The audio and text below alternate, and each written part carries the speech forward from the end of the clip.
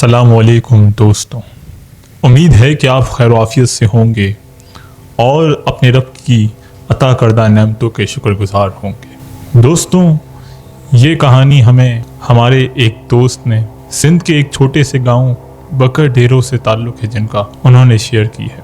दोस्तों, हम पहले भी ऐसी बेशुमार वाक़यात आपकी समातों के गोश गुजार कर चुके हैं, क्योंकि ये वाक़यात उन मखलूक़ात के होते हैं जो हमारी ही दुनिया में हमारे साथ मौजूद होती हैं और मुख्तलिफ तरीक़ों से हमें अपनी मौजूदगी का एहसास दिलाती हैं। तो आज की भी ये पुरअसरार और खौफनाक कहानी का आगाज़ करते हैं और सुनते हैं अपने इस दोस्त की कहानी इन्हीं की ज़बानी। मैं सिंध के एक छोटे से गांव से ताल्लुक़ रखता हूँ। हमारे इलाके में ज़मीन ज़रख़ेज़ नहीं, बस बारिश हो जाए तो सब्ज़ा निकलता है, वरना रेत, झाड़ियाँ और खामोशी। मेरी जिंदगी शुरू से मेहनत और खामोशी के दरमियान गुजरी। मेरे वालिद खेतों में मजदूरी किया करते थे। जब मैं सिर्फ 10 साल का था, वो शदीद बुखार में मुब्तला होकर दुनिया छोड़ गए। माँ ने कभी दोबारा शादी नहीं की और सिलाई मशीन पर कपड़े सीकर गुजर बसर की। हम 3 बहन भाई थे, लेकिन बड़ी बहन की शादी कम उम्री में कर दी गई और छोटा भाई एक हादसे में दुनिया से चला गया। अब सिर्फ मैं और माँ बाकी रह गए हैं। मैं कराची में प्लास्टिक की एक फैक्ट्री में काम करता हूँ। सुबह 8 बजे की शिफ्ट होती है और रात 7 बजे छुट्टी। काम मुश्किल है, तनख्वाह कम, लेकिन मैं शुक्र अदा करता हूँ कि माँ का पेट पाल रहा हूँ। हर जुम्मे की शाम बस से गांव आता हूँ माँ से मिलने और थोड़ा वक्त गुजारने के लिए। इतवार की सुबह वापसी होती है। हफ्ते में यही 2 दिन मेरे अपने होते हैं। गांव का बस स्टॉप सड़क से 2 किलोमीटर दूर है। दरमियान में जो रास्ता पड़ता है वो पगडंडी है। एक टांग कच्ची सुनसान राह, बाएं तरफ खुश्क जमीन, दाएं तरफ कभी कभार जंगली झाड़ियां, उकड़दार बार। ये रास्ता गांव की जिंदगी की पहचान है। बचपन से यही रास्ता देखा है। इसी पर दौड़ा हूँ, गिरा हूँ, उठा हूँ और अब इसी पर वापस आता हूँ। ये सब मैं इसलिए बता रहा हूँ ताकि आप समझ सकें कि रास्ता मेरे लिए नया या अजनबी नहीं था। ये मेरी रोजमर्रा का हिस्सा था, मेरी जिंदगी का एक मुस्तकिल तस्वीर। जुम्मे का दिन था। फैक्ट्री से जल्दी छुट्टी मिल गई क्योंकि जुम्मे की नमाज के बाद फैक्ट्री बंद हो जाती है। मैं जल्दी बस स्टॉप पहुंचा, वहां से गांव वाली पुरानी बस पकड़ी। बस में रश ज़्यादा नहीं था और मैं हमेशा की तरह पिछली खिड़की के पास बैठ गया। बस की खिड़की से बाहर देखते हुए वक्त गुजरना मुझे सुकून देता है। मट्टी उड़ती हुई, दूर दूर तक सन्नाटा, कहीं कोई मोटरसाइकिल वाला, कहीं कोई खजूर के दरख्तों के नीचे बैठा चरवाहा। सिंध की सादगी, उसकी सुस्त रफ्तार मुझे हमेशा अपनी तरफ खींचती है। बस में बैठे बैठे अक्सर माँ याद आती। उनके हाथ के पके हुए वो कच्चे गोश्त वाले चावल जिनका जायका शहर के होटलों में कभी नहीं मिलता। उनकी दुआएं, उनकी खामोश आंखों की जबान। मैं सोचता हूँ, क्या मैं वाकई उनके लिए काफी हूँ? क्या मैं उनकी तन्हाई कम कर पा रहा हूँ? ये ख्यालात बस के सफर का एक आम सा हिस्सा बन चुके थे। 3 घंटे बाद जब बस गाँव पर रुकी तो अंधेरा पड़ चुका था। सूरज मगरिब की पिछली पहाड़ियों के पीछे गायब हो चुका था और आसमान पर वही मध्यम नीलापन था जिसमें चमकदार तारे अभी निकलने वाले थे। बस में धूल उड़ाते हुए मोड़ पर मुझे उतारा। कंडक्टर ने हस्बे आदत बस के दरवाजे से सर निकालकर आवाज लगाई, "ए भाई, आगे किसी को उतरना है तो बता दो।" बस चल पड़ी। मैं वहीं चंद लम्हे खड़ा रहा। सामने वही पुरानी पगडंडी थी, खामोश, सुनसान, जैसे हमेशा की तरह कोई राज अपने अंदर छुपाए हुए। मेरे कंधे पर एक बोरी नुमा बैग था जिसमें माँ के लिए चंद दवाइयाँ, फैक्ट्री के कपड़े और रास्ते से खरीदी हुई एक हल्की सी शॉल रखी। मेरे हाथ में पानी की बोतल थी और जेब में वही पुराना मोबाइल जिसकी बैटरी हर बार उस वक्त तक बस सिसक रही होती थी। मैंने कदम बढ़ाए। रास्ते पर पहला कदम रखने से पहले एक बार आसमान की तरफ देखा। कोई खास बात नहीं थी, बस मेरी आदत है कि वापसी पर एक नजर आसमान की तरफ जरूर देखता हूँ, जैसे पूछता हूँ कि आज की रात कैसी हो। पगडंडी पर चलते हुए मेरे कदमों की आवाज खुद मुझे सुनाई देती थी। दूर कहीं कुत्ते के भौंकने की आवाज थी। मैं अक्सर उस रास्ते पर गुनगुनाता हूँ, मगर आज कुछ खामोश था, न जाने क्यों। रास्ते में चंद जगह ऐसी भी आती हैं जहाँ पहले कभी दरख्त हुआ करते थे, अब वहाँ सिर्फ उनके कटे हुए तने बाकी। कुछ जगह ऐसी हैं जहाँ बच्चे दिन में छुपन छुपाई खेलते थे, लेकिन अब वहाँ सन्नाटा है। पगडंडी पर चलते हुए मेरे जूतों से उड़ती मट्टी मेरे ही कपड़ों पर जमती जा रही थी। जेब में रखा पुराना मोबाइल चंद लम्हे पहले वाइब्रेट हुआ था। शायद माँ का मैसेज था। मेरे इर्द गिर्द सिर्फ हवा की आवाज थी, मध्यम सी, जैसे कोई औरत कान में आहिस्ता आहिस्ता कुछ कह रही हो। कभी कभार हवा की रफ्तार बढ़ जाती और आसपास की खुश झाड़ियां हिलने लगती। ये वो आवाजें हैं जो शहर में कभी सुनाई नहीं देती, लेकिन गाँव में ये आम है।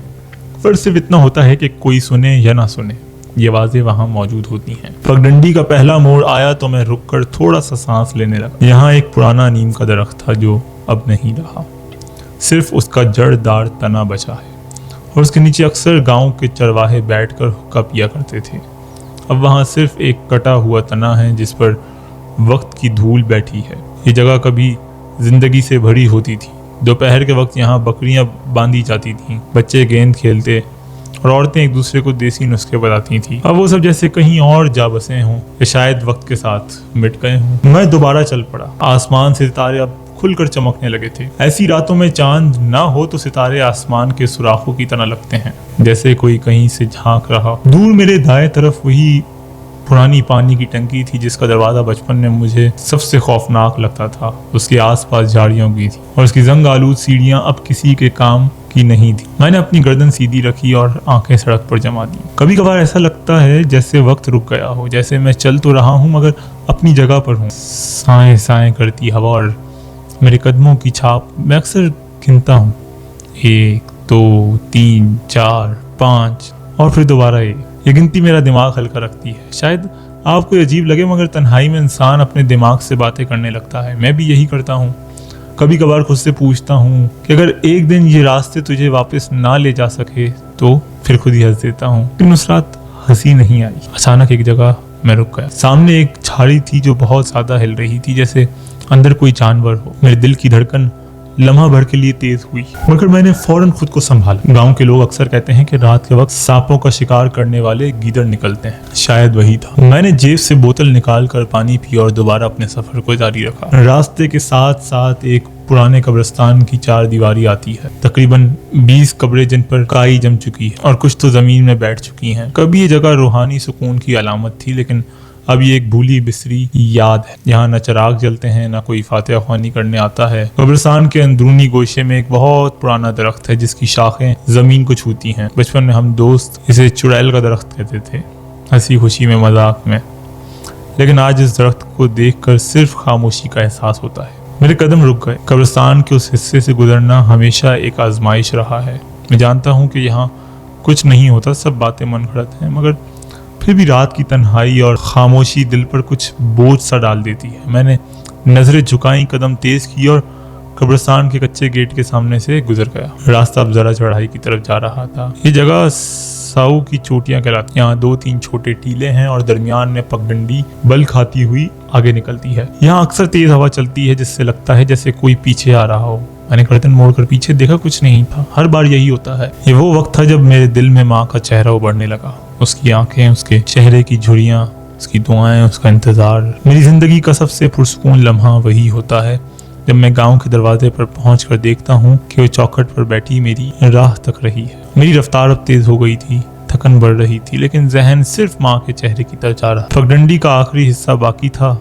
गांव की फैली झोंपड़ी वहां से दिखाई देती है। यहाँ रात को एक मध्यम बल्ब जलता है और उसके इर्द गिर्द पतंगों का हुजूम होता है, लेकिन उस रात वो बल्ब नहीं जल रहा था। मैंने जरा सा रुक कर आंखें मिलाई। शायद नजर का धोखा हो, मगर बल्ब वाकई बंद था। मैंने दोबारा चलना शुरू किया। मेरे कदमों की छाप अब खुद मेरे लिए अजनबी हो चुकी थी, जैसे मैं नहीं कोई और चल रहा हो, जैसे पीछे कोई मेरे कदमों पर कदम रखता जा रहा हो। मैंने गर्दन घुमाई, कुछ नहीं, बस वही पुराना रास्ता, वही दरख्त, वही झाड़ियाँ। लेकिन अजीब बात यह थी कि दरख्तों की शाखें पहले की निस्बत ज्यादा झुकी हुई लग रही थीं, जैसे वो मेरी तरफ देख रही हूँ या कुछ कहना चाहती हूँ। मैंने कदम आहिस्ता कर दिए। पगडंडी अब कब्रिस्तान के आखिरी मोड़ से गुजर चुकी थी और मेरे बाएं तरफ एक पतला सा रास्ता निकलता था जो कभी कभार कोई लकड़हारा इस्तेमाल करता था। वो रास्ता हमेशा बंद सा लगता था, जैसे वहां कभी किसी ने कदम ही न रखा हो। मगर उस रात वो रास्ता खुला था। न सिर्फ खुला था बल्कि इस पर किसी के चलने के ताज़ा निशान भी थे, छोटे छोटे गीले, जैसे कोई बच्चा अभी अभी नंगे पांव चला। मेरी सांस रुकने लगी।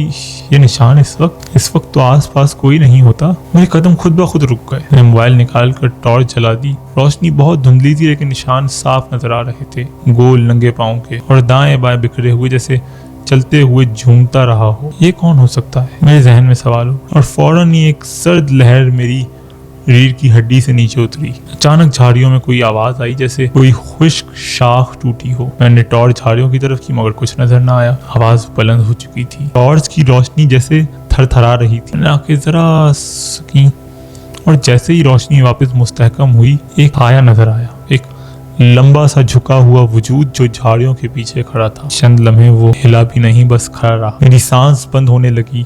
मैंने कांपते हाथों से मोबाइल नीचे किया और दोबारा नजर उठाई। वो साया अब गायब था।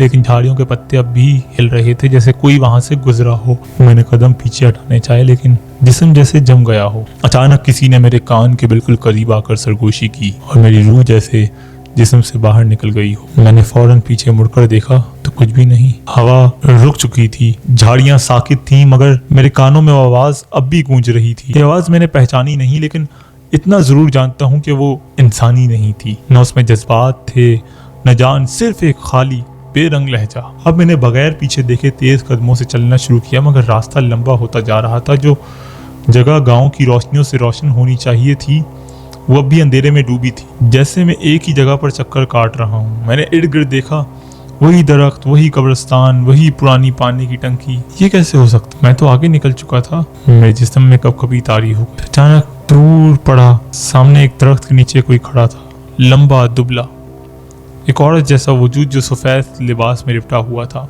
बाल इतने लंबे थे कि जमीन पर घिसट रहे थे और उसका चेहरा साफ नजर नहीं आ रहा था, क्योंकि वो मेरी तरफ पीठ करके खड़ी थी। मैं रुक गया, मेरे हलक से एक सी करा निकली। मैं चाहता था कि चीखूं, भागूं, आंखें बंद कर लूं, मगर मैं बस वहीं खड़ा रह गया। वो आहिस्ता आहिस्ता मुड़ी। मैंने जैसे वक्त को रुकते देखा। जब वो मुकम्मल तौर पर मुड़ी, उसका चेहरा नहीं था, न आंखें, न आंख, न मुंह, सिर्फ एक हमवार, चमकदार, सफेद, खाली चेहरा, जैसे किसी ने मास्क पहना, लेकिन वो मास्क उसके चेहरे का हिस्सा था। और वो चलने लगी मेरी तरफ। एक कदम, दो कदम, तीन कदम। मेरे कदमों ने मेरा साथ छोड़ दिया और मैं वहीं गिर पड़ा। जमीन पर पत्थरों ने मेरे घुटनों को जख्मी किया, हाथ मट्टी से भर गए, मगर नजर सिर्फ उस पर थी जो खामोशी से मेरी तरफ आ रही थी, जैसे किसी ने वक्त को खामोशी से जकड़ लिया हो। जमीन पर गिरे मुझे चंद ही लम्हे हुए थे, मगर हर सेकंड एक सदी जैसा लग रहा था। वो सफेद लिबास वाली औरत अब मेरे बिल्कुल सामने थी, बस 2 कदम के फासले पर। मैंने उसका खाली चेहरा देखा, लेकिन अब वो वैसा नहीं था। अब उस पर एक नक्श उभर रहा था और वो नक्श मेरा चेहरा था। हाँ, वो मेरा चेहरा पहन रही, मेरी आंखें, मेरी नाक, मुंह, वो सब कुछ उसके चेहरे पर बन रहा था, जैसे किसी ने मेरे सामने आईना रख दिया हो, लेकिन वो आईना असली नहीं था। किसी और के बदन पर मुझ जैसा चेहरा बन रहा था। नहीं, ये क्या है? ये मैं नहीं हो सकता। मैंने खुद को घसीटते हुए पीछे हटना चाहा, लेकिन मेरे हाथों और पैरों ने साथ छोड़ दिया। अचानक वो औरत झुकी, बिल्कुल मेरे चेहरे के करीब। उसकी आंखें जो पहले नहीं थी अब बिल्कुल मेरे जैसी थी, लेकिन उनमें इंसानों जैसी कोई रोशनी नहीं थी, सिर्फ काले बेकिनार गड्ढे। तूने रात को आना क्यों चुना? इस पगडंडी से गुजरने का वक्त तेरा नहीं था। अल्फाज उसके मुंह से नहीं निकले, वो मेरे दिमाग में गूंजे, जैसे किसी ने मेरे ख्यालात में जहर घोल दिया हो। मैंने चीखने की कोशिश की, मगर आवाज़ हलक में दब गई। फिर उसने आहिस्ता से हाथ बढ़ाया और मेरी आंखों पर रख दिया। एक सर्द पथरीला लम्स, जैसे बर्फ से भी ज़्यादा ठंडा हो, मगर साथ ही जिस्म में आग लगा दे। और फिर जैसे किसी ने मेरे जिस्म से मेरी पहचान निकाल ली हो, मेरी याददाश्त, मेरा चेहरा, मेरी आवाज़, सब उसकी। और उसके बाद मैं बेहोश हो गया। जब सुबह होश में आया तो सूरज निकला हुआ था और मुझे कुछ याद नहीं था। मैं दौड़ता हुआ अपने घर गया और माँ मेरा इंतज़ार करते करते जाग ही रही थी। उसने सवाल किया कि आज कुछ ज़्यादा देर हो गई, लेकिन मैंने वो सारा वाक़या अहवाल माँ को बताना मुनासिब न समझा और खामोश रहा। दोस्तों, ये थी आज की कहानी जो हमारे दोस्त ने हमारे साथ शेयर की। उम्मीद है कि आपको इस कहानी से भी नसीहत हासिल हुई होगी कि रात के टाइम ऐसे सुनसान जगहों पे सफ़र करने से ज़्यादा बेहतर है कि इंसान या तो थोड़ा सब्र करके अगली सुबह सफ़र कर ले, या थोड़ा जल्द निकलकर शाम या रोशनी के अंदर सफ़र करे। रात के वक्त ऐसी सुनसान जगहों पे ख़तरा, साया, आसिफ मौजूद हो सकता है। अपना ख्याल रखें, अपने दोस्तों का, रिश्तेदारों का, दोस्त अहबाब, आस पड़ोस के लोगों का ख्याल रखें। लाए में इलाही का आयात का विर्द जारी रखें। अल्लाह पाक आपको और मुझे अपने ज़मान में रखे। अगर आपके पास भी कोई भी ऐसी कहानी, कोई भी ऐसा वाक़या, स्टोरी हो, हमारे साथ ज़रूर शेयर कीजिए। कमेंट सेक्शन में अपने तबसरों को इज़हार करना मत भूलिएगा। चैनल को सब्सक्राइब और बेल आइकन प्रेस करें और मिलते हैं अगली वीडियो में। बहुत शुक्रिया।